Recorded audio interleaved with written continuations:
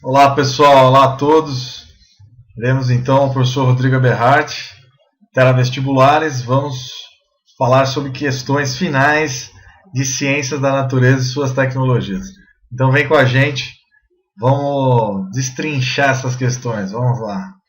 Bom, na primeira questão, na questão 41, na manipulação em escala nanométrica, quando eu falar em nanômetro, você deve pensar 10 a menos 9 metros. Tá? O que é 10 a menos 9? É 1 sobre um número que tem 9 zeros. Ó. Ou seja, 1 bilionésimo. 1 bilionésimo. Tudo bem? Então a escala nanométrica, se a gente pensar numa célula, que tem o DNA lá, a membrana e o tamanho da célula é em micrômetros, 10 a menos 6 metros. É 1 milionésimo de metro. Então, uma substância nanométrica pode entrar direto na célula sem ser percebida, tá? Que é uma célula e ela é da ordem de micrômetros. Falem comigo para vocês gravarem. Micrômetros. Se fala assim, micrômetro. Tá? 10 a menos 6 metros. Ok, pessoal? Tudo bem? Então imagine agora o que vão pedir. Vamos lá, vamos ler. Podendo apresentar, então, ó, na manipulação na escala nanométrica, os átomos revelam características peculiares, diferentes, podendo apresentar tolerância à temperatura, reatividade química, ou seja, de reações químicas, condutividade elétrica, ou mesmo exibir força de intensidade extraordinária, no caso do grafeno, uma substância feita com nanopartículas de carbono. Tá? Essas características explicam o interesse industrial pelos nanomateriais, que estão sendo muito pesquisados em diversas áreas, desde o desenvolvimento de cosméticos, nanopartículas, né, de queratina, actina, colágeno, tintas com nanopartículas, tá? Tecidos inteligentes, vamos pensar assim, até terapias contra o câncer. Então, nanopartículas de ouro, por exemplo, de prata, são injetadas em pacientes. Existe uma terapia chamada fotodinâmica que vai aquecer esses átomos e literalmente queimar os tumores de câncer. Fantástico, né? Esse é o futuro da medicina. Incrível. E temos ainda os vidros, touchscreen, telas de touchscreen, né? E no futuro nós vamos ter como essa janela, a gente vai poder usar telas fotossensíveis, vai funcionar como telas. A gente vai para o banheiro no futuro e vai clicar no box e vai ter uma tela lá em todos os lugares. Ou também escurecer os vidros eletricamente. Eletrodinâmica, é muito legal. A utilização de nanopartículas na indústria e na medicina requer estudos mais detalhados, pois as partículas, quando menores, mais potentes e radiativas se tornam? Não foi falado isso e não é verdade, tá? B. As partículas podem ser manipuladas, mas não caracterizadas. Já podem ser caracterizadas sim. C. As propriedades biológicas das partículas somente podem ser testadas em micro-organismos? Não.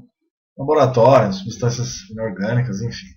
D. As partículas podem atravessar poros e canais celulares, o que pode causar impactos desconhecidos aos seres vivos, até mesmo aos ecossistemas. Bom, o professor que mexia com as buckbolas, ele morreu com câncer. Então, nas membranas celulares, nós temos uma bicamada de lipídios, não é? E alguns canais que ficam na região transmembrânica, meio. Então, aqui ó, no leque e no líquido, ou seja, no líquido extracelular e no líquido intracelular. Pode ser que essas substâncias entrem direto, substâncias de nanômetros de comprimento. e podem então entrar direto dentro de uma célula, ok? Então eles entrariam direto aqui, ó, sem ser detectadas.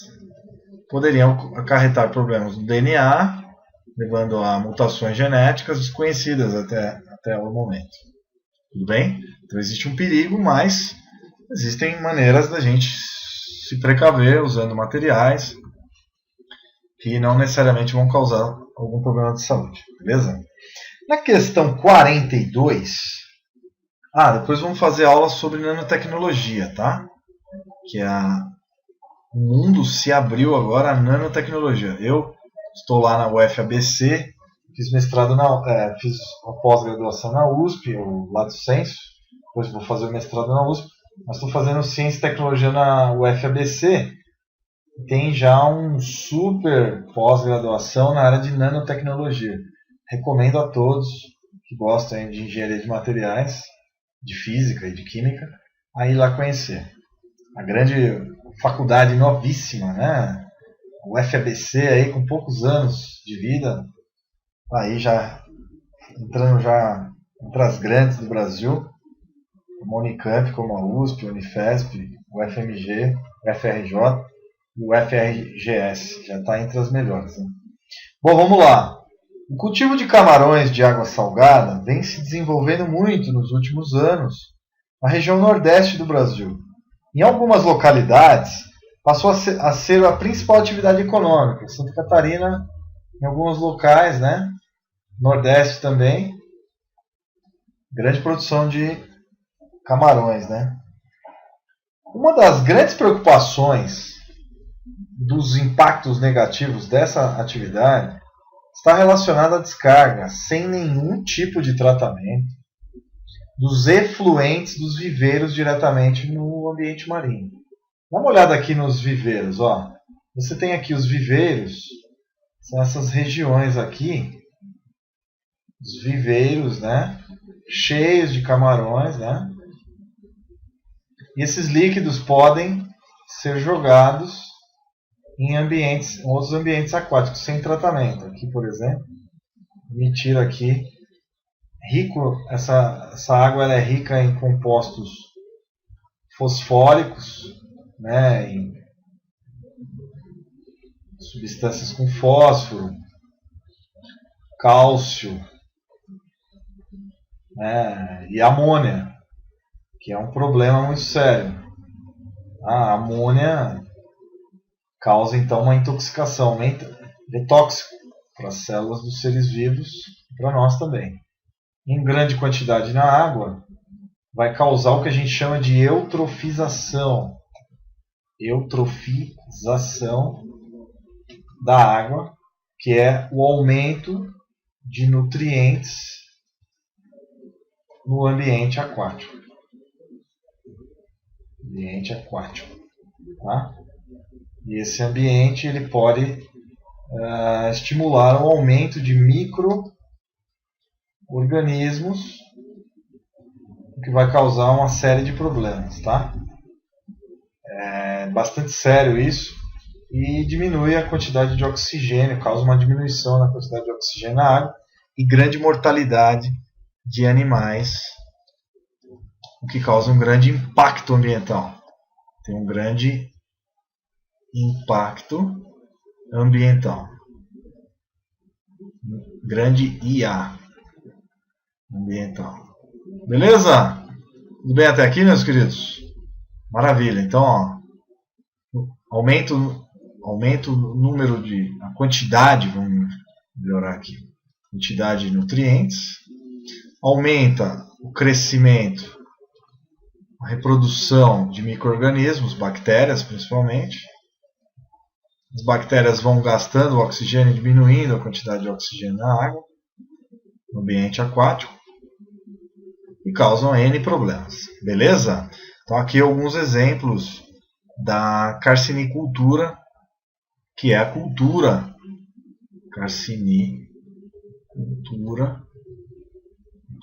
cultura do camarão. Tudo bem? Beleza? Nossa, minha letra tá feia hoje. Desculpe, gente. Vamos lá. Uma das grandes preocupações dos impactos negativos dessa atividade está relacionada à descarga sem nenhum tipo de tratamento dos efluentes de viveiros diretamente no ambiente marinho, em estuários ou em manguezais. Esses efluentes possuem matéria orgânica particulada e dissolvida amônia, NH3, tá? Nitrito, nitrato, nitrito, nitrato, tá? Fosfatos, aí, ó. Fosfatos, partículas sólidas, suspensão e outras substâncias que podem ser consideradas contaminantes potenciais. Monitoramento de toxicidade de efluentes de uma fazenda de cultivo de camarão marinho, anais do 9º Congresso Brasileiro de Ecotoxia, Aragão e Lotufo. Bom, suponha que tenha sido construída uma fazenda de carcinicultura, que você já sabe o que é, a criação do camarão. Está sendo mostrado aqui, né? Essas fotos bem bonitas. Suponha que tenha sido construída então uma fazenda de carcinicultura próximo a um manguezal. Manguezal é uma área muito frágil, barrenta, pouco oxigênio, né? O berçário dos peixes. Entre as perturbações ambientais causadas pela fazenda, espera-se que, veja, a atividade microbiana se torne responsável pela reciclagem do fósforo orgânico excedente no ambiente marinho. Se for em grande quantidade, não dá conta. B. A relativa instabilidade de condições marinhas torne as alterações físico-químicas pouco críticas, não, muito críticas. Falso. A vida no mar. C. A amônia excedente seja convertida em nitrito. Bom, a amônia em nitrito depende das bactérias nitrificantes. Demoram para fazer esse processo. Formado como produto intermediário desse processo. Não, o nitrato ele é o produto final. Então está errado. Normalmente, como é que acontece? A conversão de amônia em nitrito é feita por bactérias, as nitrossomonas nitrificantes, né? Que depois vão oxigenar esse nitrogênio e formar o nitrato, que é o produto final. Então aí falou intermediário, então está errado.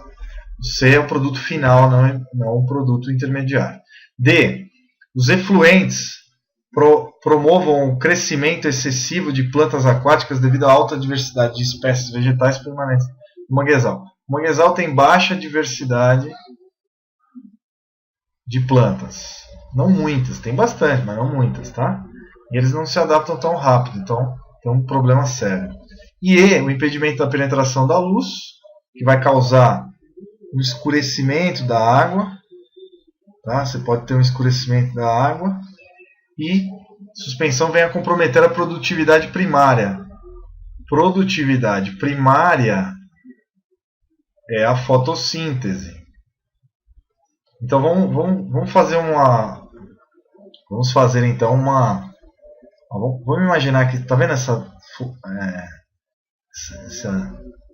espuma está impedindo, por exemplo, a passagem de luz e diminui a fotossíntese, que depende da luz do sol junto com a água dentro da clorofila para formar o que? C6H12O6 mais oxigênio livre para a atmosfera mais H2O mais energia na forma de ATP, que é a fotossíntese. Então há uma diminuição na fotossíntese. Tudo bem? Então a letra E do ambiente marinho, que resulta na atividade metabólica do fitoplâncton, que são as algas fotossintetizantes. Então é letra E, a resposta do exercício. A eliminação de água de carcinicultura no mar pode diminuir a fotossíntese. E isso é muito grave, porque as cadeias alimentares dependem dos produtores, né, turma? os consumidores primários, secundários, terciários e os decompositores que vão atuar em todos os níveis aqui. Se eu quebro os produtores, a fotossíntese para, eu ao longo do tempo eu vou acabar com todos os níveis tróficos da cadeia alimentar. Então a cadeia alimentar se relaciona com um animal se ingere o outro e transmite energia na forma de matéria orgânica. Beleza? Então a letra E correta. Na questão 43, vamos dar uma olhada? Até aqui tudo bem, queridos? Vocês viram o impacto ambiental? Então o camarão, não sei se vocês já viram o camarão quando ele apodrece, ele libera um cheiro parecendo de meia de jogador de futebol, né? É horrível, aquele cheiro de banheiro de rodoviária que entra no nariz, né? Então aquela amônia é extremamente tóxica. Bom? Então, a questão 43, nas últimas décadas, o efeito estufa tem se intensificado de maneira preocupante, sendo esse efeito muitas vezes atribuídos à intensa liberação de CO2 durante a queima de combustíveis fósseis para a geração de energia. O quadro traz as entalpias. O que é entalpia? Energia padrão, energia, liberação de energia, exotérmica. Entalpia é uma desordem que gera energia de combustão a 25 graus Celsius, do metano, do butano e do octano. Então é metano, butano e o octano. Só para vocês lembrarem, gente, eu adoro dar essa aula, né? Aí o PAC tem então a nomenclatura de hidrocarbonetos. Olha aí. Então vamos lá, vamos relembrar. Vamos apagar aqui essa parte aqui para não atrapalhar a gente, né? Então vamos lá, ó. Gente, quando uma estrutura tem um carbono, 2 carbonos, 3 carbonos, 4 carbonos, 5 carbonos, 6 carbonos, 7 carbonos, 8 carbonos. Ó, um carbono é match. Certo, gente? Um carbono é match. Então vamos lá. Olha lá, hein, gente. O 2 carbonos é et. 3 carbonos é prop. 4 é but. 5 é aquilo que eu não uso quase, gente. Pente. Então vamos lá. 6 é hex. 7 é hept. 8 é oct. 9 é non. 10 carbonos é dec. 11 um dec. E aí vai. 12 dodec. Tá bom, né? Então aqui quanto ao número de carbonos da estrutura. Então vamos voltar aqui, ó. Um carbono é o que, gente? Net. Coisa linda. 2 carbonos, et. 3 carbonos, prop. Deixa eu aparecer aqui. Tá bom?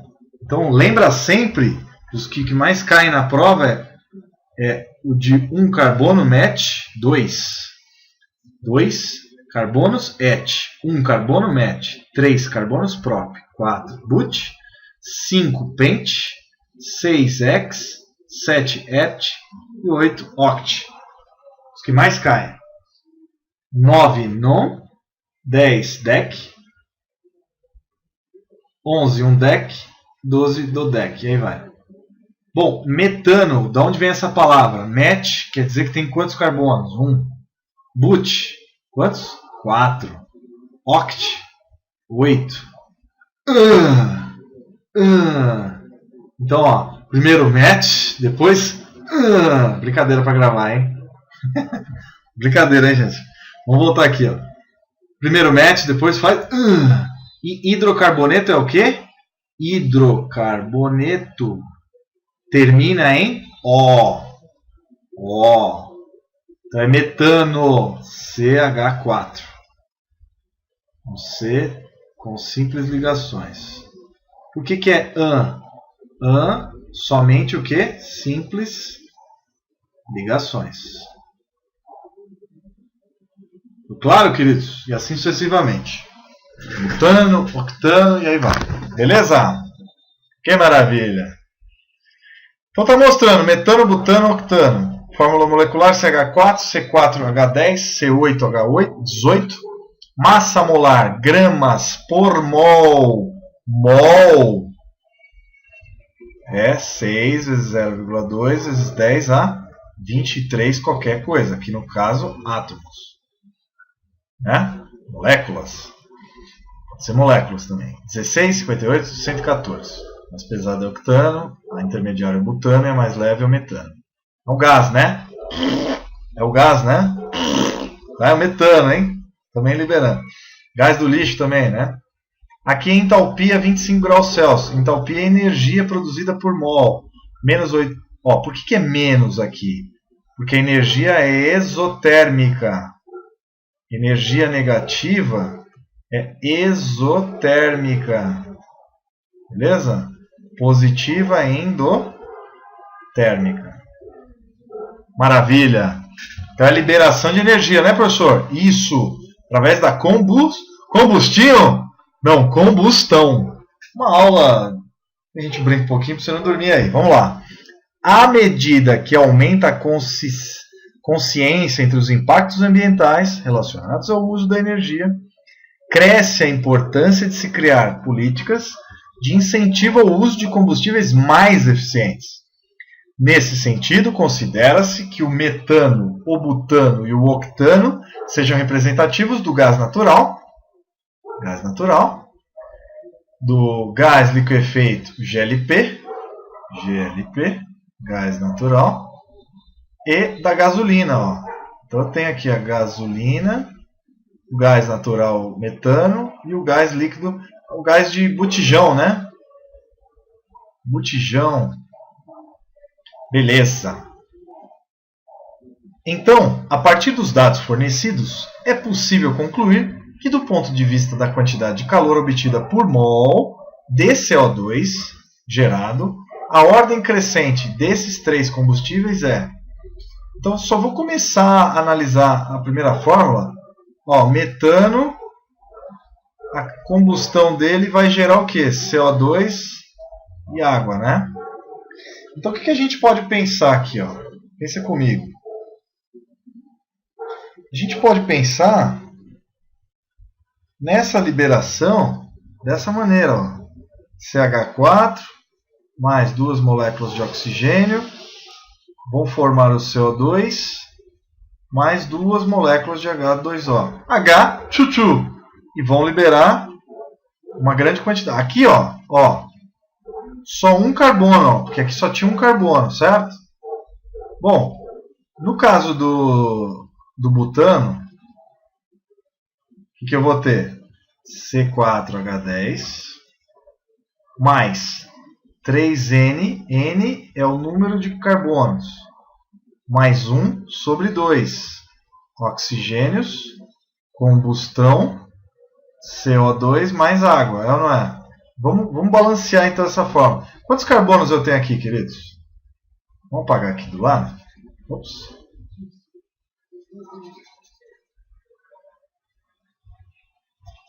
Vamos apagar aqui a lateral, para a gente ter total cuidado. Então, ó, carbono tem quantos aqui? Se tem 4 aqui, vai sair 4 aqui.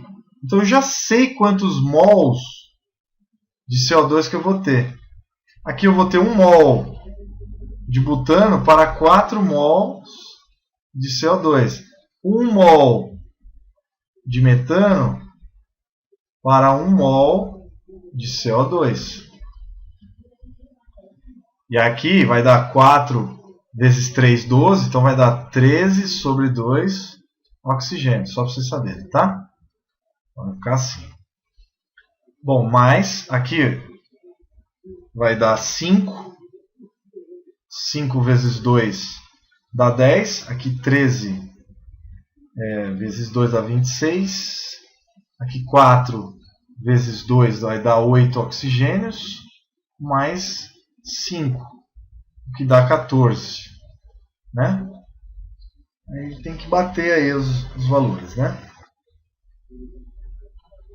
Então deve ter tá batendo aí. 4, 8, mais 5 dá 13. Bateu. É ou não é? Oxigênios, né? Então bateu, ó. 13 oxigênio. Metade aqui, corta, dá 13. Beleza? Bom, no octano, aí você já sabe, são 8 mais 18 mais 3N mais 1 sobre 2 oxigênios, combustão, CO2 mais H2O. Então vamos fazer o balanceamento. Se tem 8 carbonos aqui, 8 CO2 aqui. 3 vezes 8, 24 com mais 1 sobre 2. Então vai dar 25 sobre 2 oxigênios. Corta, tem que ter 25 oxigênios. Aqui vai dar 16 oxigênios, concorda? Aqui, então para dar 25 tem que ter 9. Então eu balanceei aqui a equação. Mas isso não é muito importante, é só para vocês a aprenderem. Então aqui 1 mol de octano está para 8 mols de CO2. Quem produziu mais mols de CO2? O octano, depois o butano e depois o metano. Então quem é mais eficiente nesse processo? Então na ordem crescente, qual vai ser a ordem crescente? Facilmente vai ser o quê? A ordem crescente desses 3 combustíveis. Então ele quer saber o quê? Nesse sentido, considera-se que o metano, o butano e o octano sejam representantes do gás natural, do liquefeito, GLP, da gasolina, respectivamente. A partir dos dados, é possível concluir, do ponto de vista de quantidade de calor obtida por mol de CO2 gerado, a ordem crescente desses combustíveis. Então, se eu pegar aqui e fizer um cálculo, ó, bem simples, que eu vou ter aqui, ó, para o metano é menos 890, não é? Metano CH4. No outro caso, vai ser quanto? 2.878 para o butano. E para o octano vai ser 5.471 quilojoules por mol. Por mol. Quilojoules por mol. Cada um deles. Essa medida aqui. Kilojoule por mol. No octano. Se eu fizer a conta aqui, queridos. Se eu dividir aqui, esse aqui, por 8. Dividir esse por 4. E dividir esse por 1. Aqui eu vou ter 890 quilojoules. Certo? São liberados. Vão ser liberados, ó. Bom, energia liberada. Liberados 890 quilojoules. No outro caso, 2.878 dividido por 4, que são 4 mols, vai dar 790. E 19,5 kJ. No outro caso, eu vou encontrar 683,83. Você faz a conta. 0,87 kJ. Então, maior liberação é do metano. Então, ela é a mais eficiente. Depois vem o butano. E depois o octano, que é o menos eficiente de todos e o mais poluente. É isso que está pedindo a questão. Então, crescente, no ambiente crescente, então vai ser o metano com 890 kJ é maior do que o butano, que é maior, aqui vai ser 719,5 kJ, E aqui o octano H18, que está liberando aqui no caso 683,87 kJ por mol de CO2. Tá? Todos esses cálculos aqui, ó, por mol de CO2. Então, basicamente, esse aqui vai liberar uma energia menor e vai poluir o tanto quanto esse que vai ter uma produção maior de energia. Então, no fim das contas, esse é o menos poluente. Menos poluente, intermediário e o mais poluente.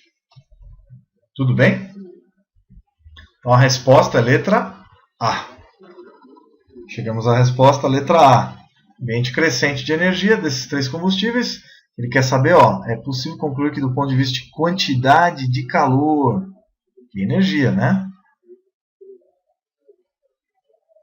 Então a gente tem A. Crescente. Então vai do menor para o maior, crescente. A energia então é crescente aqui. Beleza? 890, 719, vamos colocar aqui, ó, 683,87.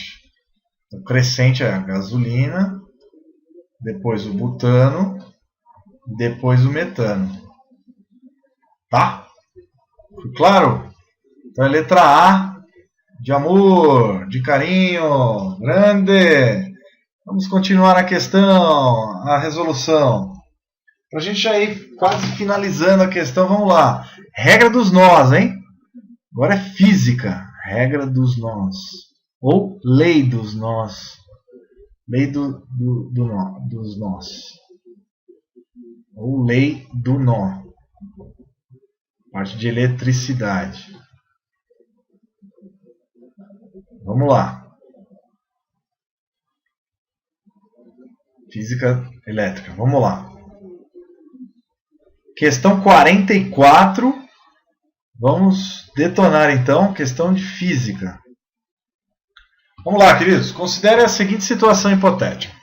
Ao preparar o palco para a apresentação de uma peça de teatro, o iluminador deveria colocar 3 atores sob luzes, que tinham igual brilho, e os demais sob luzes de menor brilho.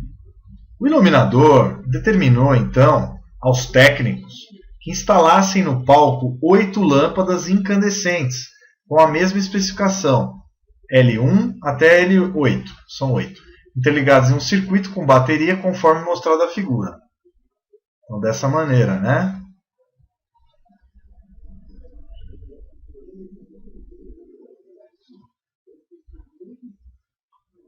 L2, L3... L4, depois L5, L6, aqui então L7,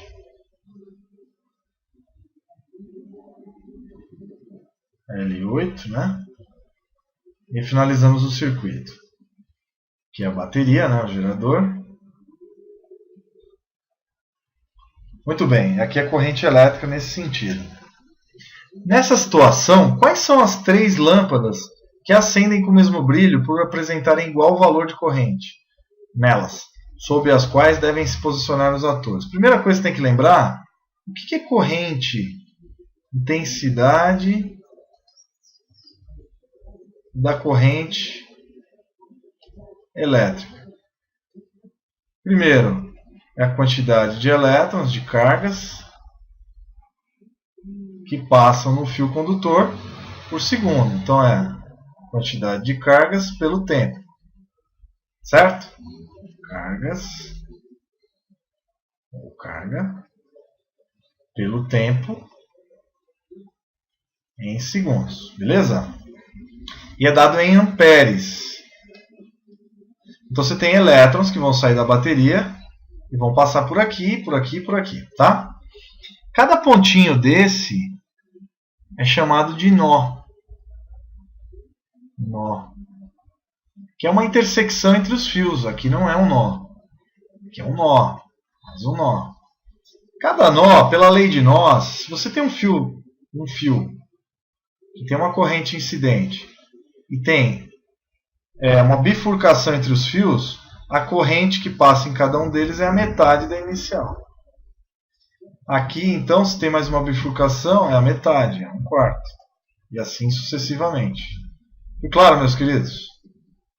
Então, a divisão do nó.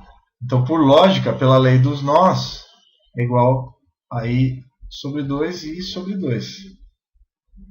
Que é igual a I sobre 4, sobre 4, mais I sobre 4, mais I sobre 4. E assim sucessivamente. Beleza? Então vamos destrinchar aqui essa questão. Ele quer saber quais são as 3 lâmpadas que acendem com o mesmo brilho. Mesmo brilho. Quais são? Vamos começar então com a corrente I aqui. Aqui eu não tenho um nó, eu só tenho um fio que vai para a lateral. Não tenho. Tem que ter 3, formando 3 para ter uma bifurcação. Tem que ter 3 partes. Então o L1 tem corrente I. Aqui eu já tenho um nó. Concordam? Um nó. Então eu vou ter a corrente aqui igual a I sobre 2. Aqui I sobre 2 e aqui I sobre 2. São iguais. Mais um nó. Então a corrente que passa aqui e aqui vai ser I sobre 4. Aqui é I sobre 4. Beleza? Então vamos ver a nossa análise aqui. Ó. L2, L4 e L3 são idênticas. Então vamos lá. L2, L3, a resposta, letra B. Se tivesse L8, L5 e L6 ou L7, também seria a resposta, mas não temos. Está misturando. Ó. L4 é 1/4, 1/2. L2 é meio. Aqui é 1/4, 1/4.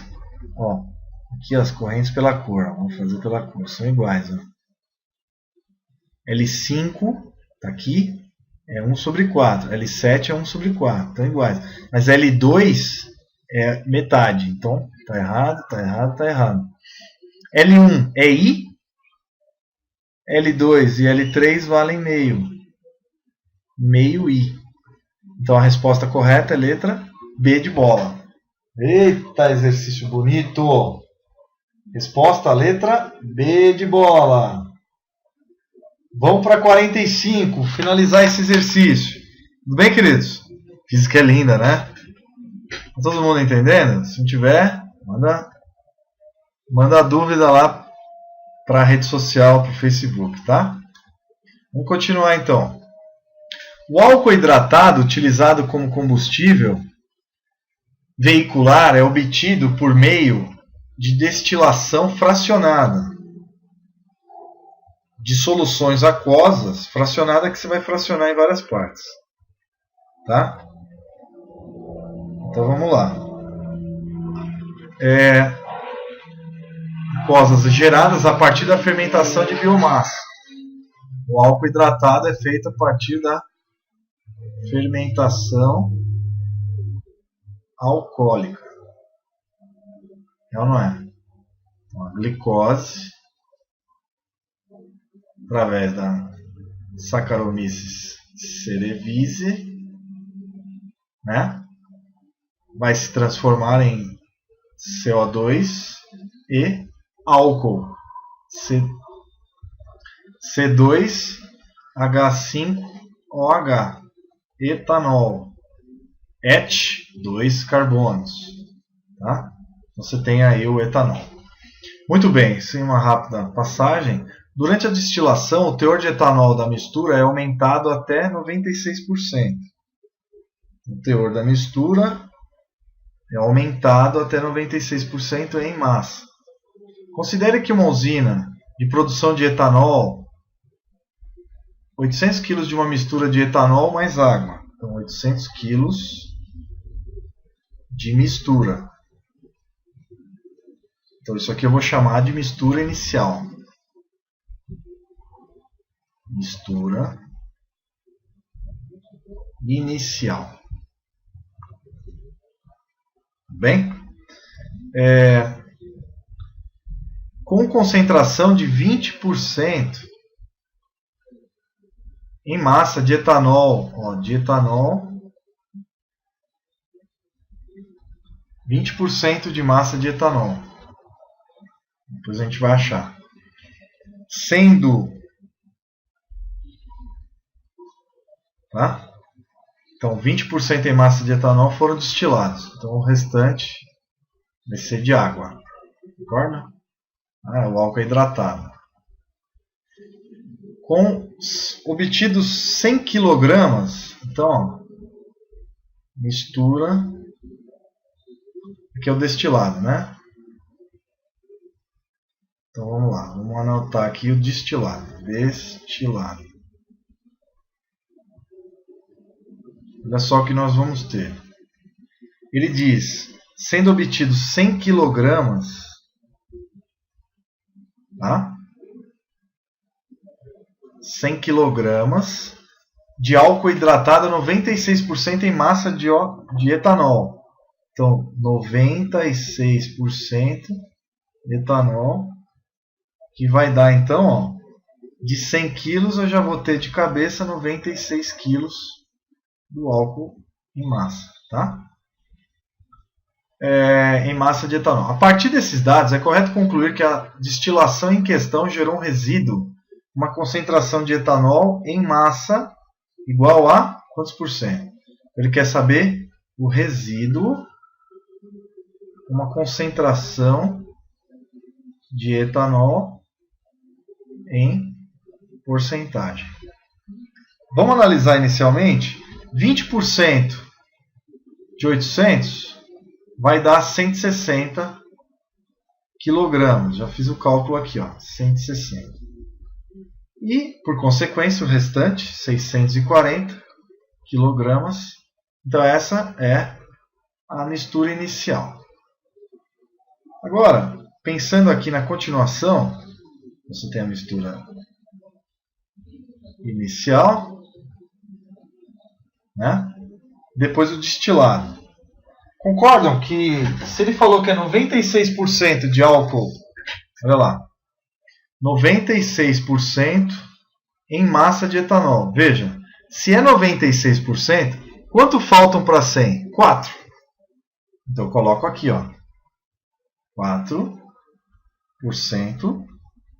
do restante, que é a água, é igual a 0,4, perdão, igual a 4, escrever 4, escrever 0,4, não sei porquê, igual a 4 quilogramas, que dá 100, né? Tudo bem? Beleza. Muito bom. Então a gente começou a analisar então essa questão. Primeiro, a mistura inicial, 800 kg de mistura. Aí ele falou que 20% era etanol. Então eu fiz o cálculo. 0,2 vezes 800, que dá 160. 800 menos 160, 640, que é a quantidade de água. Daí ele destilou 100 kg, né, de álcool hidratado a 96%. Então ele achou 96% de etanol, 96 kg, e 4 de H2O. Então aqui é álcool e aqui é H2O. Então vamos lá, vamos analisar agora o resíduo. Vamos ver o resíduo de álcool. Não é 160 quilos, ó, de etanol, menos o restante aqui, que é etanol, que foi destilado. Então eu vou ter aqui a quantidade, 64 quilogramas. Na água, eu tenho 640 quilogramas. É ou não é? Aqui, quilogramas, tá?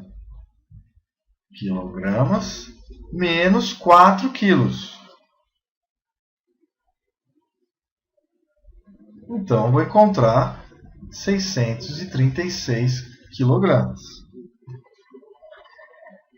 Bom, a massa total desse resíduo, qual é? 636, massa total. Ele quer saber qual é a porcentagem do resíduo, concentração em álcool. Então, a massa total do resíduo é 636 kg, mais 64 quilos. Então, vai dar 10 vai 1, 4 mais 6, 0, 700 kg. Está para 100%. É ou não é? Já vou continuando. E o resíduo de 64 kg de álcool, porque é isso que ele quer. Ele quer qual é a porcentagem, concentração de etanol nesse resíduo. Tá? Vai ser 64 kg, está para X. Tá? Que é a porcentagem de álcool no resíduo. Então, X 700 kg, X porcentagem, é 64,00%, é ou não é? Então, X é igual a 6.400 dividido por 700. Nós vamos encontrar aproximadamente 9,14% de etanol. Porcentagem então de etanol, do álcool, etanol, é de aproximadamente 0,14%, que está então nesse intervalo entre 9 e 9,2. Então é letra D de Dinamarca a resposta final do nosso exercício. Então, muito bonito esse exercício, envolve probabilidade. Então, aqui é a porcentagem, né? Você poderia chamar de P. Tá? A gente faz uma regrinha de 3, achamos o resíduo, mas aqui era a massa do álcool referido, para a gente saber qual é a porcentagem dele do total. E achamos 9,14. Que maravilha! Que coisa linda esse exercício! Vamos lá, refaça várias vezes. Volta o vídeo, a fita, volta o DVD, quer dizer, o vídeo em HD. Volta várias vezes para você aprender. Tá bom? Grande abraço para vocês. Contem comigo sempre. Fui! Abraço! Vou mostrar a fórmula que ficou bonitinha, né? Escrito aqui, ficou bem bacana. Vamos terminar aqui. Até mais! Tchau, tchau!